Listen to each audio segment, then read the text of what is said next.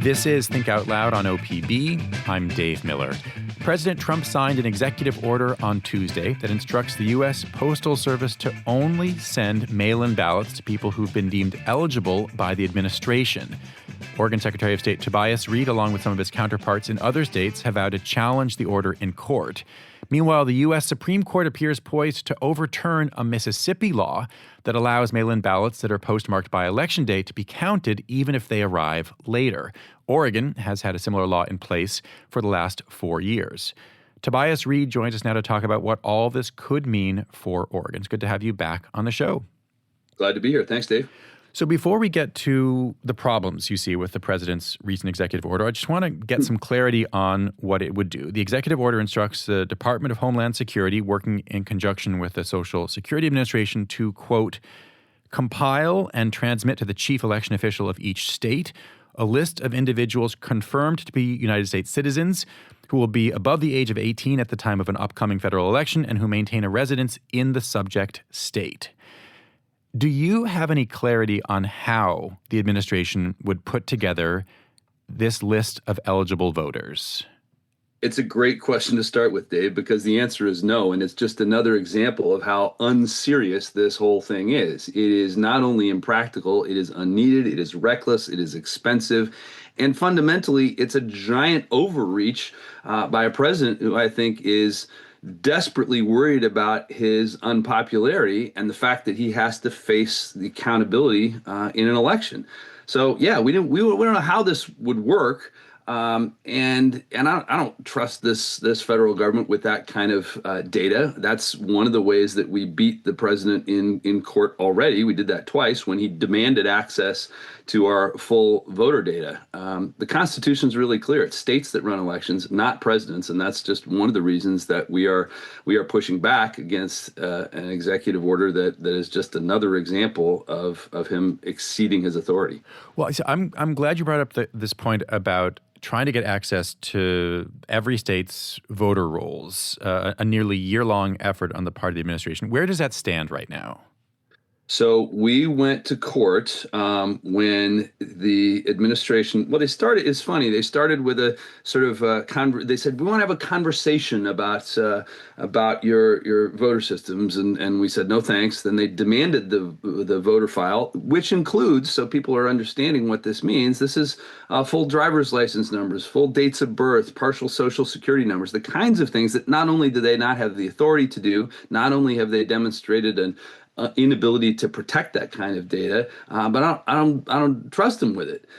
So we said no to that, and they sued us. We went to federal court, and in what I understand is a pretty rare thing, the judge in that case threw the case out, ruled from the bench, which is unusual. The administration has indicated they're going to appeal that, but we're confident in the arguments that we're making, and we'll continue to assert the privacy rights of Oregonians.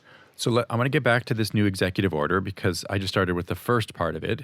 Let's say that were to happen and the Department of Homeland Security did create what the administration calls these state citizenship lists. What would you, as a chief election officer for Oregon, what would you and your counterparts around the country then be expected to do with these lists? Well, I guess they contend that should be the voter list, the determination of who gets to vote. But the idea that the federal government gets to determine who gets to vote and who doesn't is contrary to everything we know about how the Constitution works. This is a fundamental, constitutionally guaranteed right, and it is states that determine that. Oregon's system is safe, it is accurate, it is fair, it is based on a system that has people prove their citizenship at the start. And then a ballot goes out. It is individually tracked. There's a barcode on it. When it comes back, the ballot has to be in an envelope that is signed, and that signature is forensically verified by all the county elections officials across the state. That's why our system is the gold standard. And it's another example why this is unclear, unnecessary, expensive. There's really nothing positive to say about this effort. The context for all of the administration's actions right now are his contentions that there is widespread voter fraud and that large numbers of non-citizens are voting. Those have both been debunked over and over. But it's important to note, and we've talked about this in the past, that before you became Secretary of State, news broke that about 1,600 non-citizens in Oregon were erroneously added to Oregon voter rolls through a mistake in the sort of back end processes of the Oregon DMV and the motor voter thing. And then over the course of 2 years, 38 people did vote. So again, to be clear, this is not widespread fraud, and this is not a large number of actual votes. But what effect do you think an incident like that has on public confidence? It's not good, and that's why we've made a lot of changes into the way that program is administered. But I think it's worth noting that the errors that happened there happened when ID was being checked. So this is not an issue that would be solved by the unconstitutional proposal or executive order the president has issued. That was an administration error. That was poor execution, and that's why we've made those sorts of changes. Fundamentally, you're right. It is a myth. Voter fraud is vanishingly rare. It does not affect the outcome of elections. In Oregon, we did a study of about 61 million ballots over 20 years cast and found 38 cases of improper voting. That's 38 too many, to be sure, and we're always looking to raise the floor so that number gets to zero. But it is not an issue that affects the outcome of elections, and it is not something that justifies this kind of overreach on the part of the federal government. All right, I want to turn back to this executive order. So far, what we've talked about would apply to every voter in the country, regardless of how they vote. This so-called state citizenship list that you'd have to use to create the registration rolls at the state level. The next parts of the executive order, and parts that have gotten a lot of attention, have to do with mail-in and absentee ballots. And we should say, obviously, this has been the way that Oregonians vote for years now, for decades now. But increasingly, yes, it's the way many Americans vote. I think in the 2024 election, something like a third of Americans voted somehow using mail-in or absentee ballots. So this is, if not the norm across the country, really, really common. If the executive order were to be put in place, what would you have to do in Oregon for us to continue to use mail-in ballots?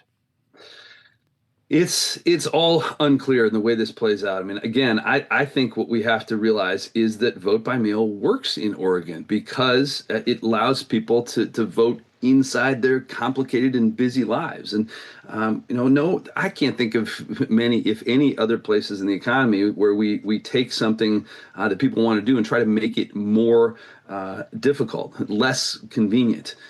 This is a system that has security in it, that allows the right people to vote in a way that makes sense for them. And that makes us a better state. And I just do not accept that people are going to be able to impose on us the way we run elections in Oregon. I'm not a lawyer. I don't think you are either, Dave. But Article 1, Section 4 of the Constitution is really clear. The time, place, and manner of choosing representatives is determined by the legislatures of the states. It doesn't say president there. And he can continue to say things like this, but it's just not true. And we've beaten him in court twice on these questions. We will do it again. The executive order includes these lines: to enhance election integrity via United States mail, additional measures are necessary. Secure ballot envelope identifiers provide a reliable, auditable mechanism to enforce federal law without unduly burdening or infringing on the rights of eligible voters. Do Oregon ballot envelopes already contain unique identifiers? They absolutely do. The ballot itself carries a barcode. This is important because if someone loses their ballot or they make a mistake and they want to change it, and a second ballot can be issued, which invalidates the first one based on that barcode. So absolutely, that is the case. It's another example of how this is a clumsy kind of casual sort of effort that's unserious entirely. He apparently doesn't know and doesn't care how Oregon runs elections, and that's fine because it's not his authority to tell us how to do it.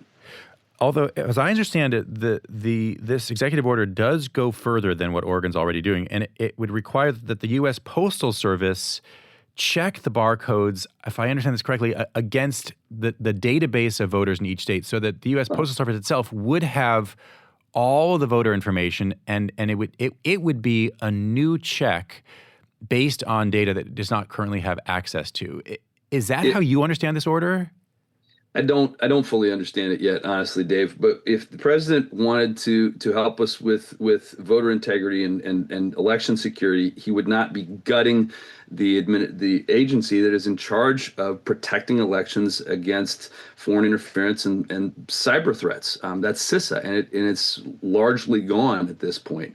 On top of that, the Postal Service is now subject to a number of cuts to service and changes in the way they run their operations, which means that if you live in Medford, for example, and you're trying to send your ballot across Medford to the elections office in Jackson County, it goes all the way to Portland for processing. That might, maybe there are arguments around the efficiency of the whole system that I'm not qualified to make, but that is not helping when it comes to elections. That's one of the reasons we continue to tell people, if you can find your way to a county drop box, that is a better way, because you're not relying on the Postal Service. Have you already filed suit to fight against the executive order?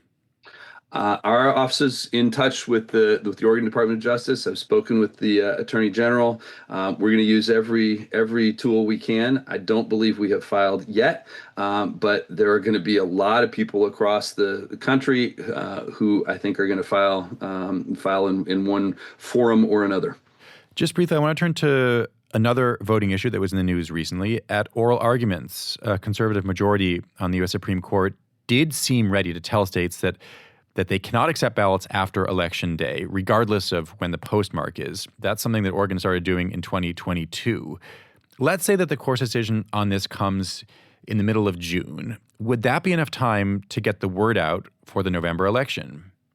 Well, we'll certainly do everything we can, and it's worth reiterating. We follow the Constitution. We follow the law. I think also worth talking about what this actually means. The ballots that we're talking about here are ballots that were cast legally. They were cast by voters on time, and the only reason they're late is because the Postal Service delivered them late. So I'm of the opinion that valid, eligible votes ought to be counted, and we should be doing everything we can to make that the norm in Oregon. These are people who deserve to be heard in our elections, and I think it will be lamentable if the Supreme Court goes that way. And it's not an insignificant thing, because in 2024, we had about 13,000 ballots across the state that were delivered after Election Day, but postmarked, so they were counted. With the cuts that we've already talked about from the Postal Service, I worry that number could increase. So again, I hope they go another direction. I hope that people will choose to use ballot drop boxes rather than the post office, so we can count as many as possible, but we'll follow the law. Tobias Read, thanks very much. Thank you. Tobias Read is the Secretary of State of Oregon.